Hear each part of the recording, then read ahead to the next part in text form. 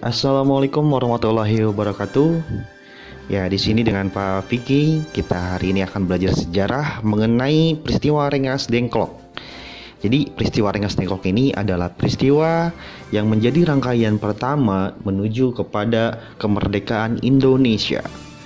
Ya, peristiwa Rengas Dengklok ini dimulai dari Sultan Syahrir yang berhasil mendengarkan siaran radio NHK Jepang secara sembunyi-sembunyi dan yakin bahwa Jepang telah kalah oleh sekutu pada tanggal 14 Agustus 1945.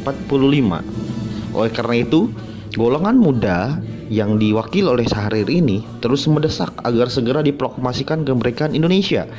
Akan tetapi, pandangan lain justru keluar dari golongan tua, di mana golongan tua belum pasti bahwa Jepang sudah kalah karena mereka baru saja bertemu dengan Jenderal Terauchi yang saat itu pertemuannya berada di Vietnam.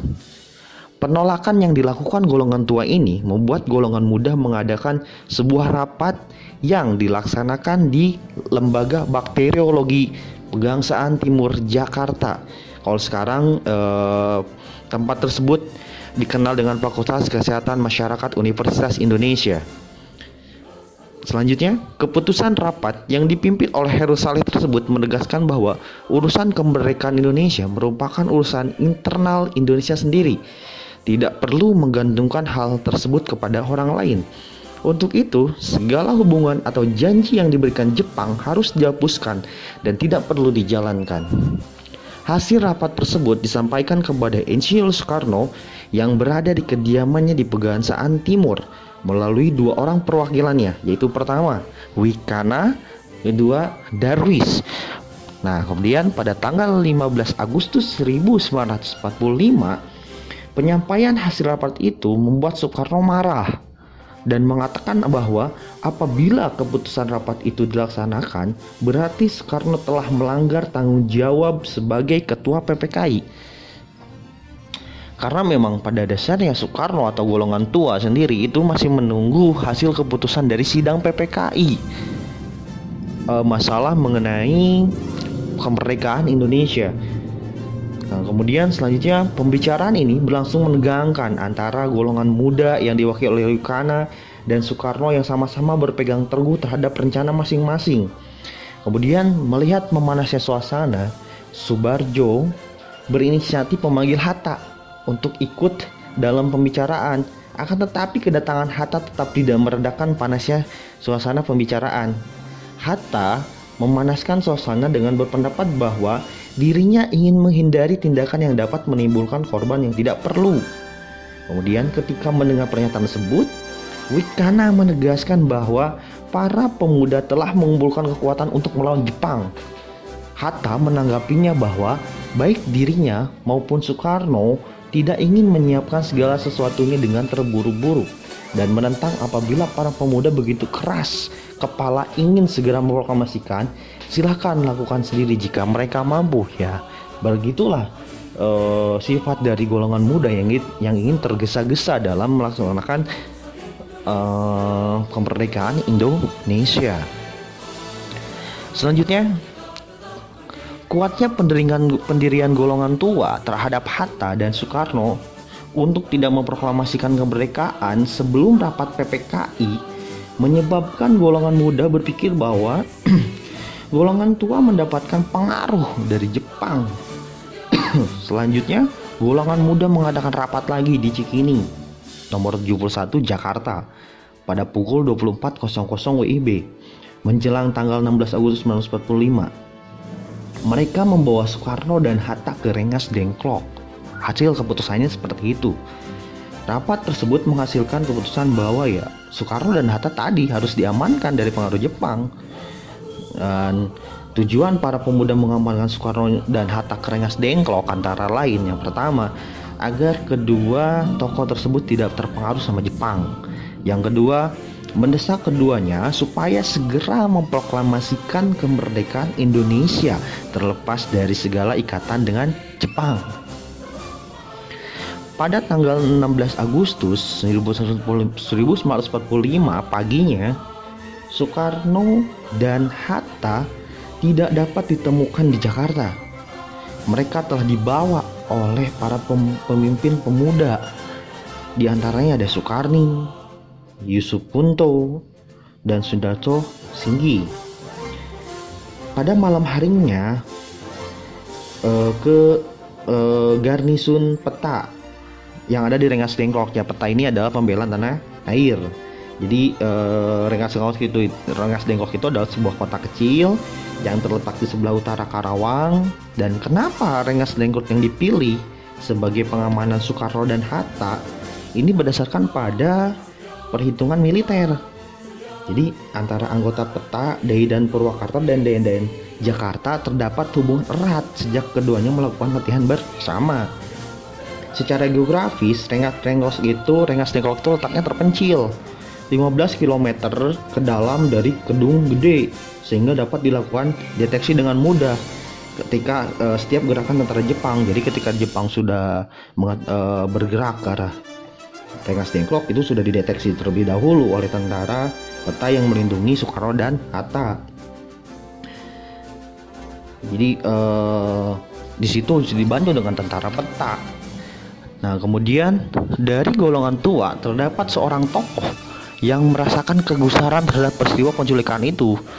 Hal itu dikarenakan pada tanggal 16 Agustus 1945 akan diadakan sidang pertama PPKI.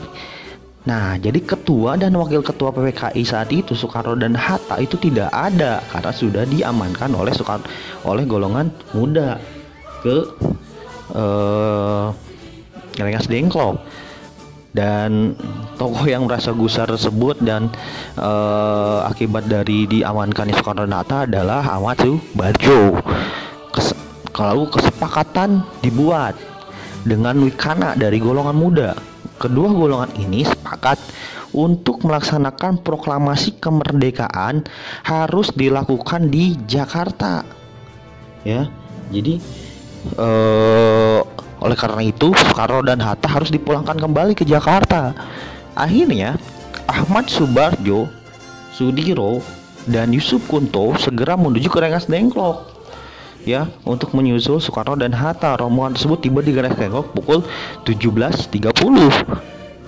Nah, peran Ahmad Subarjo di sini sangat penting dalam peristiwa kembalinya Soekarno dan Hatta ke Jakarta, sebab mampu meyakinkan para pemuda bahwa proklamasi kemerdekaan akan dilaksanakan besoknya, ya paling lambat pukul 12 siang.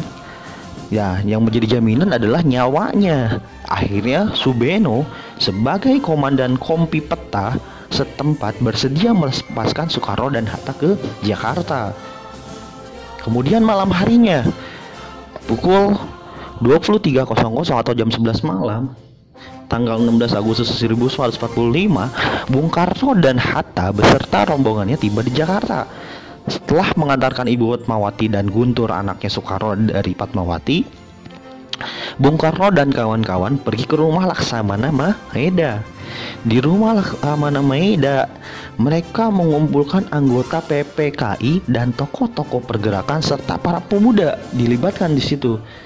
Sebelum mengadakan pertemuan di rumah Laksamana Maeda, Soekarno dan Hatta sebelumnya pergi menemui pemimpin tentara Jepang, yaitu Mayor Jenderal Nishimura, untuk menyatakan pendapat dan sikapnya tentang proklamasi kemerdekaan Indonesia. Tapi apa yang diucapkan oleh Nishimura mengatakan bahwa Jepang tidak bisa melanggar perjanjian dengan sekutu, yang artinya mereka merupakan alat sekutu. Oleh karena itu, Nishimura melarang diadakannya rapat PPKI. Mengetahui sikap pemimpin Jepang, mereka segera mengadakan pertemuan. Soekarno, Hatta, dan Ahmad Subarjo kemudian masuk ke dalam ruangan dan diikuti oleh Sukarni, Badiro, BM Dia. Di ruangan makan keluarga Maeda itulah Soekarno, Hatta, dan Ahmad Subarjo merumuskan teks proklamasi. Jadi Soekarno ketika ngobrol dengan Nishimura, jadi Soekarno sudah menyadari bahwa Jepang memang sudah kalah oleh sekutu, dan sekutu itu pasti akan cepat atau lambat akan datang ke Indonesia untuk mengisi kekosongan kekuasaan di Indonesia. Oleh karena itu, sebelum sekutu datang ke Indonesia, maka Indonesia harus segera diproklamasikan. Nah, Naskah proklamasi dirumuskan dengan Soekarno yang menuliskan pada secari kertas, dan Hatta dan Ahmad Subarjo menyumbangkan pikiran waktu itu. Ya, penulisan tersebut memperoleh konsep sebagai berikut. Nah, bisa dilihat di sini nih ada gambarnya. Ini adalah teks proklamasi kemerdekaan pertama yang ditulis langsung oleh Soekarno, yang sebelum ada revisi dan yang diketik dan sebelum diketik oleh Sayuti Melik. Kalimat pertama merupakan saran dari Ahmad Subarjo, yang kami bangsa Indonesia dengan ini menyatakan kemerdekaan Indonesia. Itu adalah saran dari Ahmad Subarjo.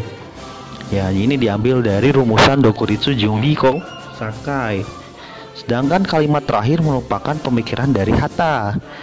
Perumusan ini disaksikan oleh Soekarni, Badiro, dan BM Dia. Kemudian setelah perumusan teks proklamasi selesai dirumuskan dan diberitahukan kepada para hadirin yang telah berkumpul, muncul permasalahan. Jadi siapa yang menandatangani teks proklamasi ini? Ya, siapa? Soekarno mengusulkan bahwa semuanya saja yang hadir dalam rapat tersebut untuk menandatangani naskah proklamasi, ya, sebagai wakil-wakil bangsa Indonesia.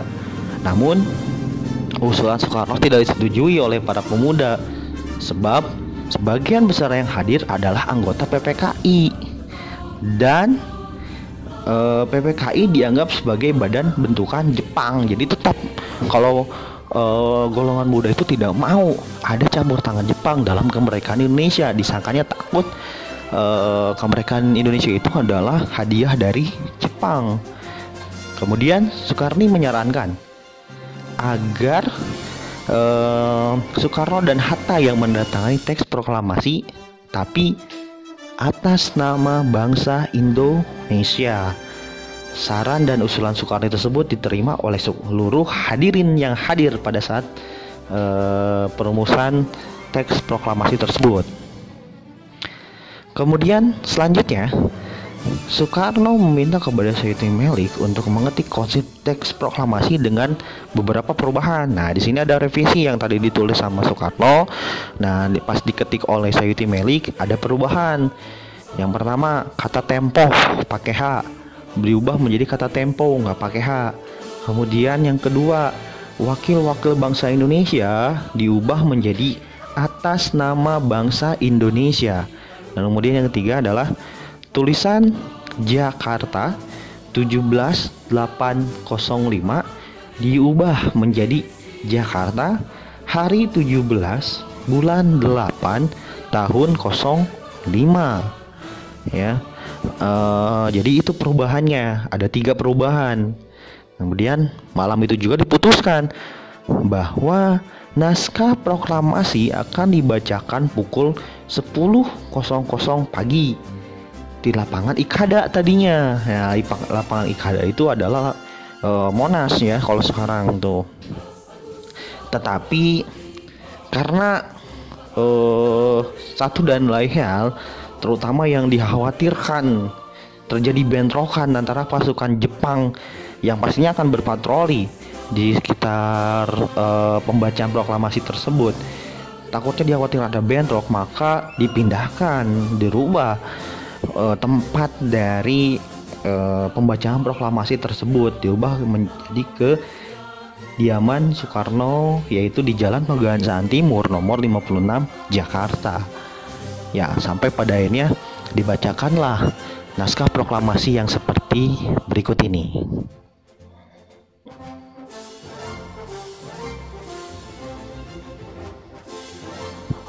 Oke, cukup sekian. Terima kasih atas perhatiannya. Jangan lupa di subscribe terlebih dahulu, kemudian dilihat kolom deskripsi. Di sana ada tugas yang harus kalian selesaikan, dan jangan lupa untuk menuliskan komentar. Di bawah komentarnya itu adalah nama dan kelas. Jadi cantumkan nama dan kelas berapa kalian, itu sebagai bukti bahwa kalian sudah melihat video ini. Ya, terima kasih atas perhatiannya. Wassalamualaikum warahmatullahi wabarakatuh.